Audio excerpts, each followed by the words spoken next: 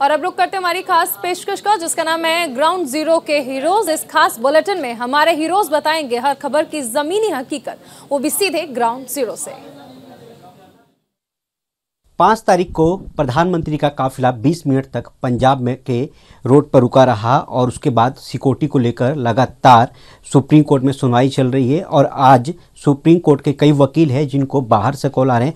हमारे साथ बात करने के लिए विष्णु शंकर जैन हैं, जिनके पास आज सुबह कॉल आया था। विष्णु जी, क्या पूरा मामला था और कहाँ से कॉल आ रहे हैं आप लोग के पास? देखिए, यूनाइटेड किंगडम से ये कॉल आया था, एक 10:38 पे और एक 12:30 बजे, और दोनों प्री रिकॉर्डेड कॉल्स थे। और उसमें ये कहा गया कि हम सिख फॉर जस्टिस ऑर्गेनाइजेशन से बात कर रहे हैं और हम जिम्मेदारी लेते हैं, प्रधानमंत्री का जो काफिला फिरोजपुर में रोका गया वो हम जिम्मेदारी लेते हैं। और उन्होंने सुप्रीम कोर्ट जजेस को धमकी दी कि आप इस पिटीशन को सुनने से बचें, इसको ना सुने। ये जो प्रधानमंत्री की काफिला रोकने की पिटीशन सुप्रीम कोर्ट में दाखिल है। और उन्होंने ये भी कहा कि सुप्रीम कोर्ट जजेस, आप ये बात याद रखिएगा कि जो पंजाब में सिख दंगे हुए थे उस 1984 में, उसमें आज तक एक भी आदमी दोषी नहीं पाया गया है। तो इस तरह से कॉल करीब 47 सेकंड्स का था और ये प्री रिकॉर्डेड कॉल था। काफ़ी अधिवक्ताओं को आया है, सुप्रीम कोर्ट के एडवोकेट ऑन रिकॉर्ड्स को आया है, मुझे भी आया था। और इसलिए ये बात हमने अपने बार एसोसिएशन में भी बताई है और गृह मंत्रालय में भी बताई गई है। और मुझे लगता है इसकी जो अप्रोप्रिएट अथॉरिटीज़ है इसकी जाँच करेंगी और इसको गंभीरता से लेंगी। एक बार क्या आप न्यूज़ इंडिया के दर्शकों को वो ऑडियो सुनाएंगे जिस नंबर से कॉल आया था, क्या बातचीत हुई? जी, मैं वो आपको ऑडियो सुनाता हूँ। जो ये कॉल आया था, ये ऐसे।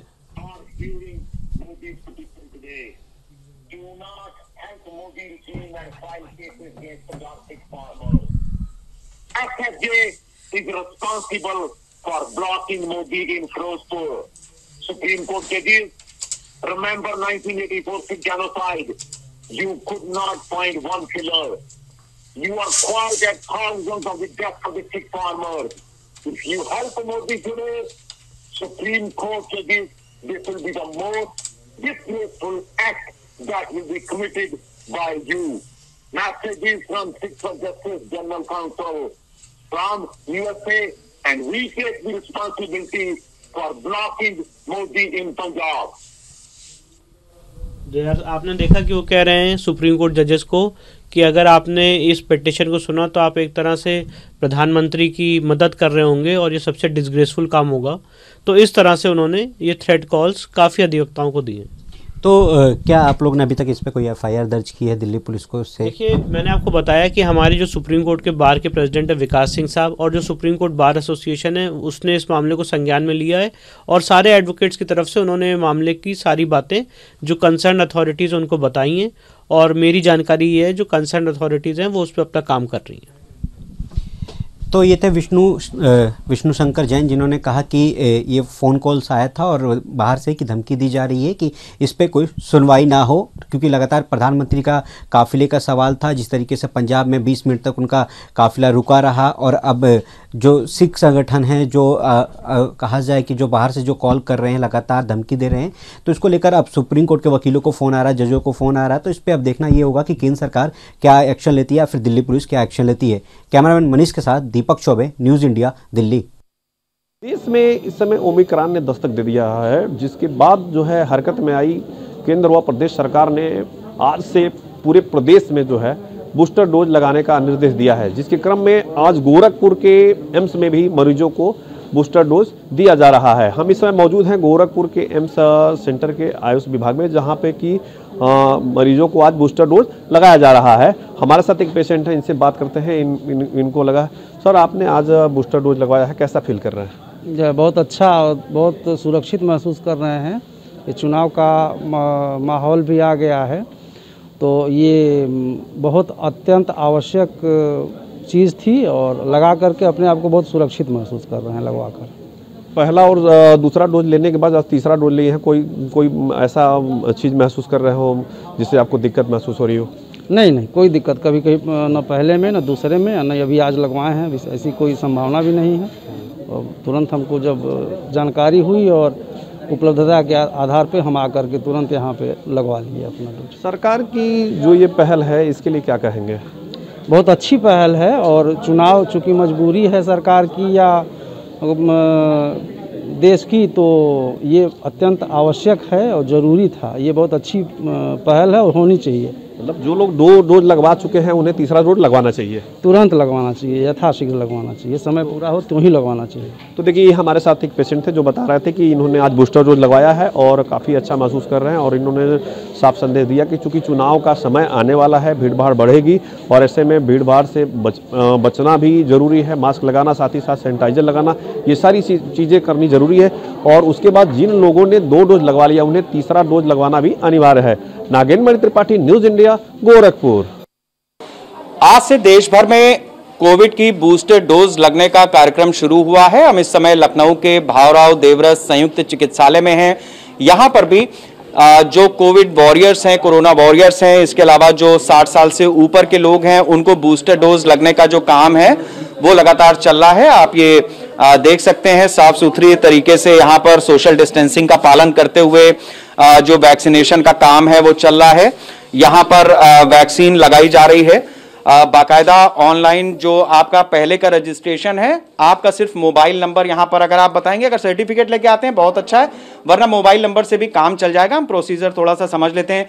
भैया 39 हफ्ते की मियाद दी है सरकार की तरफ से कि 39 हफ्ते बाद ही बूस्टर डोज लगेगी।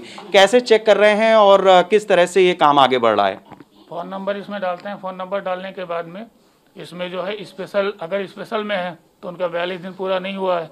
अगर वो ऐड ऑन में है तो ऐड ऑन करके उनको सेकेंड डोज लगा देते हैं, और नहीं है तो उनका रजिस्ट्रेशन करके भी हम लोग लगा देते हैं। ठीक है। मैम आप बताइए, जो लोग वैक्सीनेशन के लिए आ रहे हैं, 2 बार का अनुभव कई लोगों को हो चुका है, तो अभी पहले से आपका अनुभव क्या हो रहा है जो खासतौर से बूस्टर डोज के लिए लोग आ रहे हैं? मतलब किसी तरह की दिक्कत हो रही है उन्हें? कोई परेशानी नहीं सर, कोई आराम से लग रही है उन्हें? आराम। वैक्सीन वगैरह आपके पास पूरी हैं? जी सर। कितनी वैक्सीन लग रही हैं? आज बूस्टर डोज का शुरू हुआ है कार्यक्रम, तो कितनी अब तक लोग आए हैं आपके पास? अभी 10 लोगों को लग गया है। 10 लोगों को लग गई है। तो लखनऊ के 10 लोगों ने इस सेंटर पर जो बूस्टर डोज है वो भी लगाई हुई है। हम थोड़ा सा और दूसरे सेंटर पर भी चलते हैं। यहाँ पर 2 अलग अलग जगह बनाई गई हैं। एक ये बूथ था और एक बूथ इधर और बनाया गया है। लोगों के बैठने के भी इंतजाम है। आप देखिए सोशल डिस्टेंसिंग का जो पालन है वो लगातार लोग करते रहें, इसका ख्याल यहाँ पर रखा जा रहा है। और जो अस्पताल की व्यवस्थाएं हैं वो भी काफ़ी दुरुस्त दिखाई दे रही हैं। इधर थोड़ी सी लोगों की भीड़ ज़्यादा है। यहाँ पर वो लोग भी हैं जिनको पहली डोज लगनी है, दूसरी डोज लगनी है, इस तरीके के भी लोग हैं। और साथ साथ बूस्टर डोज वाले भी हैं।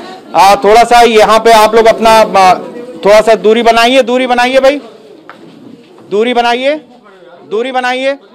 तो ये आप देखिए लोकल जो पेशेंट्स हैं वो भी चूंकि यहीं पे आते हैं, इस वजह से थोड़ा सा इस जगह पे, हालांकि अलग अलग सेंटर्स इन्होंने बनाए हुए हैं, किसी बूथ पर अचानक भीड़ भी बढ़ जाती है। हमें भी बात करेंगे डॉक्टर साहब से कि इसको कैसे वो चैनलाइज कर रहे हैं। यहाँ पर आप देखिए कि ये एक और बूथ है जहाँ पर वैक्सीन का कार्यक्रम चल रहा है। रजिस्ट्रेशन इधर हो रहा है और उधर वैक्सीन लग रही है। ये यूथ हैं 15 से 18 साल के हो। वैक्सीन आज लग रही है पहली। अच्छा ये बताओ कि किस तरह से सोचा आप आज वैक्सीन लगवाने के लिए? जब आए हो तो क्या चल रहा था मन में? कुछ नहीं सर, कोई डर नहीं। वैक्सीन लगवानी है ना? ठीक है। आप बताइए कि जो बूस्टर डोज है वो भी यहाँ पर लग रही है? जी सर। कितने लोगों को लगाई है सुबह से? अभी 30 लोगों को लग गई होगी सर। 30 लोगों को यहाँ पर बूस्टर डोज लगी है। जी सर। कैसे चेक कर रही है मैम कि बूस्टर डोज इन्हें लगनी है नहीं लगनी है? सर फ़ोन नंबर से चेक कर रहे हैं। प्रिकॉशन डोज के लिए अगर एलिजिबल है तो उन्हें बूस्टर डोज लग रही है। अच्छा देखिए यहाँ पर क्या है कि मोबाइल जो है वो भी टेक्नो फ्रेंडली सब चीज़ें हैं। मोबाइल पर ही ये मोबाइल नंबर डालते हैं अपने और इनके कोविन ऐप जो है उसमें ये आ जाता है। और यहाँ पर आप देखिए कि एज भी लिखी हुई है। कुछ लोग 54 साल के हैं, 60 साल के हैं, 69-70 साल के भी लोग हैं जिनको ये वैक्सीन लगी है। तो इस तरीके से लगातार ये वैक्सीनेशन का कार्यक्रम, खासतौर से जो बूस्टर डोज का कार्यक्रम है वो यहाँ पर चल रहा है।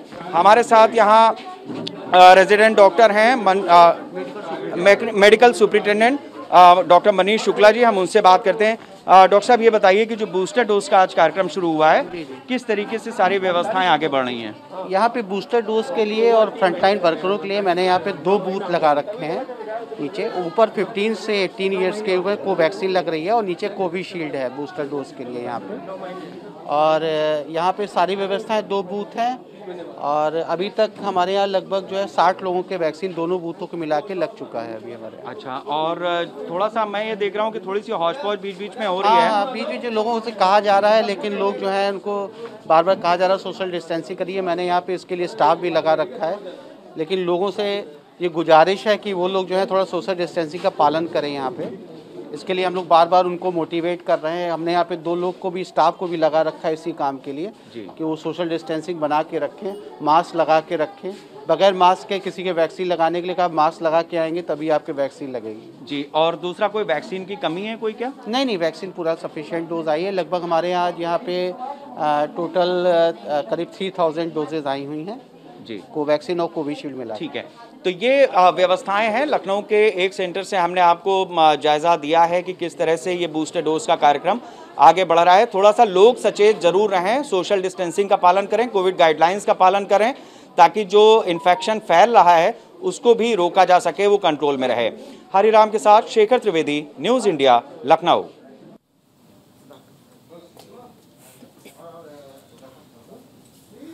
और इस वक्त की एक और बड़ी खबर बता दें, बिहार के CM Nitish Kumar Covid positive हो गए हैं। उन्होंने खुद ट्वीट कर इस बात की जानकारी दी है और साथ ही उन्होंने हर किसी को ये कहा है कि जो भी उनके संपर्क में आए हैं वो लोग भी अपनी कोविड जांच करा लें और चिकित्सकों की सलाह पर वो खुद होम आइसोलेशन में चले गए हैं और उन्होंने कोविड अनुकूल सावधानियां बरतने का सभी से अपील की है। तो सीएमओ बिहार की ओर से ट्वीट किया गया है जिसमें बताया गया है कि बिहार के मुख्यमंत्री नीतीश कुमार कोविड पॉजिटिव हो गए हैं और इसके साथ ही उन्होंने तमाम सावधानियां बरतने की अपील की है। कोविड पॉजिटिव होने के बाद नीतीश कुमार होम आइसोलेशन में चले गए हैं।